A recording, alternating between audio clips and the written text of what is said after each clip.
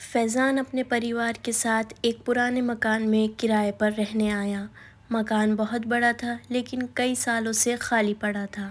آس پاس کے لوگ کہتے تھے کہ وہاں عجیب عجیب حادثے ہوتے ہیں، مگر فیضان نے پرواہ نہیں کی۔ اس نے سوچا لوگ بے وجہ افواہیں پھیلاتے ہیں۔ پہلی ہی رات جب امی نے سب کو لے کر عشاء کی نماز پڑھی اور سونے کی تیاری کی، تبھی گھر کی اوپری منزل سے کسی کے چلنے کی آوازیں آنے لگیں۔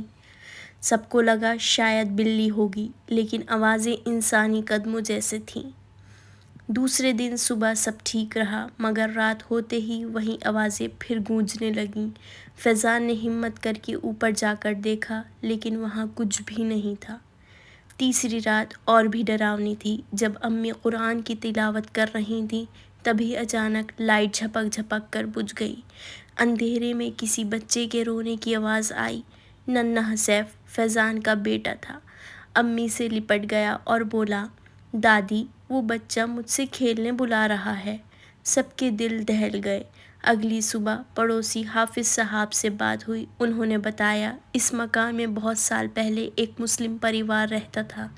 ایک حادثے میں ان کا چھوٹا بچہ آگ میں جل گیا تھا، تبھی سے اس کی روح اس مکان میں بھٹک رہی ہے۔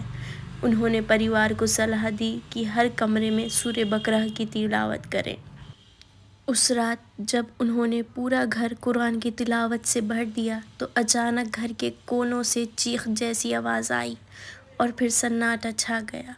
اس کے بعد نہ تو رونے کی آواز آئی، نہ ہی قدموں کی آہٹ کی۔ لوگ کہتے ہیں کہ اس بچے کی روح اب سکون پا گئی ہے۔